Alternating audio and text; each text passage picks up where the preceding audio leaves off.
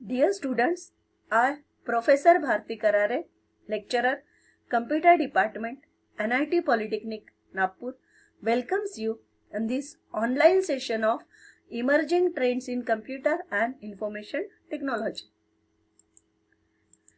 In previous video, we have learned digital evidences. Today, we will learn about rules of digital evidence. Now, learning outcomes. After watching this video, we will be able to understand rules of digital evidence. Now, course outcomes. This unit satisfies course outcome 4, describe evidence handling procedures, and program outcomes 1 and 7, basic and discipline specific knowledge and lifelong learning. Prerequisite. Knowledge of computer engineering and technology is essential for this subject. Rules. Now let us move towards the topic rules of digital evidence. आज का हमारा topic है rules of digital evidence. Digital evidence क्या होता है, last session में हमने देखा हुआ है. तो डिजिटल एविडेंस के रूल्स क्या है, डिजिटल एविडेंस हैंडल करने के लिए हमें कौन से रूल्स को फॉलो करना है. तो rule of evidence is also called as law of evidence. मतलब रूल ऑफ एविडेंस को ही हम लॉ ऑफ एविडेंस बोलते हैं. It surrounds the rules and legal principles that govern all the proofs of facts. मतलब हर कोई भी proofs जो भी है हमारे पूरे proofs को legal principles के थ्रू ये rule support करता है. It surrounds the rules and legal principles that govern all the proofs of facts. सभी जितने भी facts के proofs है उसे वो rules legal principles के साथ preserve करता है. This rule helps us to determine what evidence must or must not be considered by the trier of fact. मतलब ये रूल्स के अकॉर्डिंग रूल ये भी हमें बताता है कि ट्रायर ऑफ फैक्ट के लिए कौन से एविडेंसेस मतलब मस्ट है और कौन से एविडेंस की जरूरत है और कौन से एविडेंस की जरूरत नहीं है. Okay. The rule of evidence is also concern with the amount, quantity and type of proof which helps us to prove in litigation. मतलब litigation में प्रूव करने के लिए रूल ऑफ एविडेंस का कंसर्न होता है कि हमें कौन से टाइप का प्रूफ चाहिए, कितनी अमाउंट में चाहिए, उसकी कितनी क्वांटिटी चाहिए, ये रूल ऑफ एविडेंस के साथ कंसर्न रखता है. The rules may vary according to the criminal code, civil code. मतलब rule according to criminal code, according to civil code vary होता है. इट डिपेंड्स कि हम क्रिमिनल कोड में है, क्रिमिनल कोड के लिए एविडेंसेस कलेक्ट कर रहे हैं या सिविल कोड के लिए कर रहे हैं, उसके अकॉर्डिंग रूल्स वैरी होते हैं. So these are the rules of digital evidence. Now the rule must be, what are the characteristics of rules. Rules के कौन से कैरेक्टरिस्टिक्स है, रूल्स कौन से है rules, what are the rules. Rules must be admissible, authentic, complete, reliable, believable. Admissible मतलब the evidence must be usable in court. Court में वो एविडेंस यूज करते आना चाहिए, हमें यूजेबल होना चाहिए कोर्ट के लिए. ऑथेंटिक मतलब वो इंसिडेंट्स के साथ उसका पॉजिटिव कनेक्शन होना चाहिए. कंप्लीट मतलब that proof that covers all perspective, पूरे पर्सपेक्टिव उसमें कवर होना चाहिए, ऑल फैक्ट्स उसमें कवर होना चाहिए वो प्रूफ में. देन रिलायबल मतलब वो there ought to be no doubt about the reality of the specialist decision. मतलब स्पेशलिस्ट जो भी डिसीजन देने वाला है उसके मन में उसके बारे में कुछ भी डाउट नहीं होना चाहिए, तो इतना रिलायबल होना चाहिए. Believable, evidence must be understandable and believable to the jury. Jury के लिए एविडेंस ये अंडरस्टैंडेबल होना चाहिए, मतलब समझने लायक होना चाहिए और बिलीवेबल होना चाहिए. So these are the rules. Rules must be advisable, authentic, complete, reliable and believable. Now rule 103 rule of evidence. Rule 103 rule of evidence हमें क्या बोलता है कि we have to remember this things. हमें ये चीजों का ध्यान रखना है. Maintaining a claim of error, हमें क्लेम ऑफ एरर को मेंटेन करना चाहिए. नो रिन्यूअल ऑफ ऑब्जेक्शन और प्रूफ को हमें रिन्यूअल नहीं करना है. ओके. ऑब्जेक्शन को या प्रूफ को हमें रिन्यूअल नहीं करना है. Aim and offer of proof, aim and offer and proof. Offer of proof का एम हमें उसका एम एंड ऑब्जेक्टिव डिसाइड करना चाहिए. Plain error taken as a notice, जो भी प्लेन एरर होगा उसे नोटिस करके कंसीडर करना चाहिए.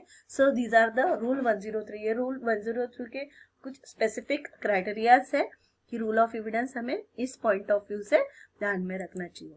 नाउ क्री criteria for handling evidence. Evidence handle करने के लिए हमें कुछ क्री क्राइटेरियाज ध्यान में रखना है.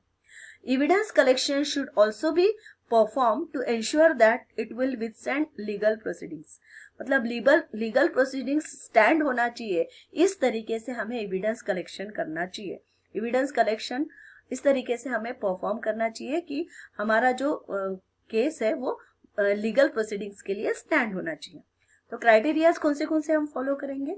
The proper protocol should be followed for acquisition of the evidence irrespective of whether it is physical और डिजिटल. भले ही वो एविडेंस फिजिकल हो चाहे डिजिटल हो, बट उसका एक्विजिशन ऑफ एविडेंस जो है वो प्रॉपर प्रोटोकॉल के अकॉर्डिंग ही होना चाहिए. Gentle handling should be exercised for those situation where the device may be damaged. जब डिवाइस डैमेज है ऐसे वक्त उसको प्रॉपर हैंडलिंग होना चाहिए. जेंटल हैंडलिंग ऐसी सिचुएशन में हमें फॉलो करना चाहिए. एग्जाम्पल मतलब डिवाइस डैमेज का एग्जाम्पल है कि अगर ड्रॉप्ड है और वेट है तो ऐसी सिचुएशन में हमें जेंटल हैंडलिंग करना चाहिए. स्पेशल हैंडलिंग सेकेंड रूल है, सेकेंड क्राइटेरिया है. Special handlings may be required for some situation. कुछ सिचुएशन के लिए हमें कुछ अलग प्रकार से वो एविडेंसेस को हैंडल करना पड़ता है. For example when the device is actively destroying data through disk formatting. मतलब डिस्क फॉर्मेटिंग थ्रू हम डेटा जो है वो डिस्ट्रॉय हो रहा है, ऐसे सिचुएशन में हमें उसे शट डाउन करना चाहिए. जल्दी से जल्दी उसको शट डाउन करना चाहिए एविडेंसेस को प्रूव करने के लिए, एविडेंस को प्रिजर्व करने के लिए. On the other hand, in some situation, it would not be appropriate to shut down the device, so the digital forensic expert can examine the device temporary memory. अगर ऐसे situation में अगर कभी वो शट डाउन करना possible नहीं है, वो हो नहीं रहा है शट डाउन, तो ऐसी सिचुएशन में forensic expert, digital forensic experts के थ्रू उसको उसकी टेम्पररी डिवाइस की टेम्पररी मेमोरी को एग्जामाइन कर लेना चाहिए. So this is the second criteria. Now, third criteria is all artifacts, physical or digital, should be collected, retained and transferred using a preserved chain of custody.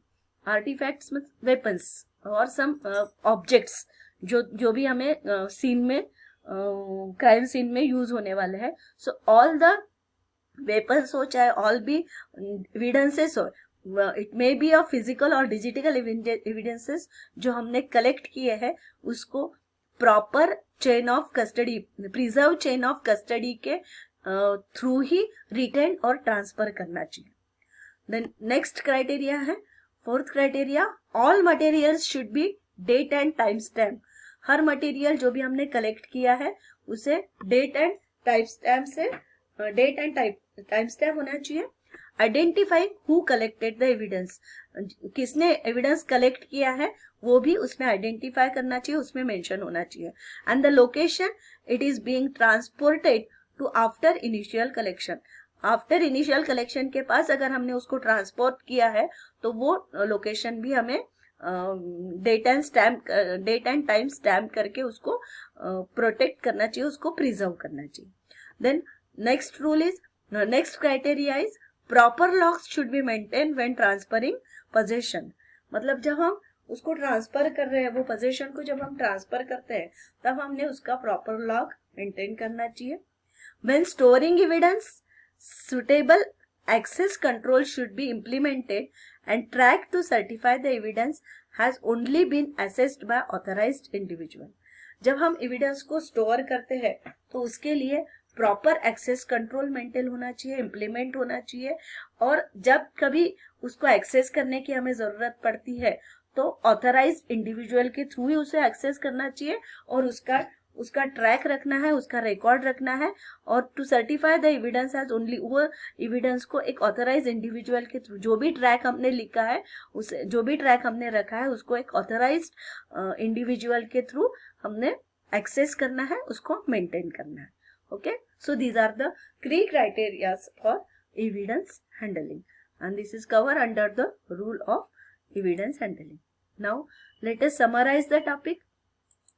Today we covered the topic rules of digital evidences, and next topic is characteristics of digital evidence. Thank you for watching this video.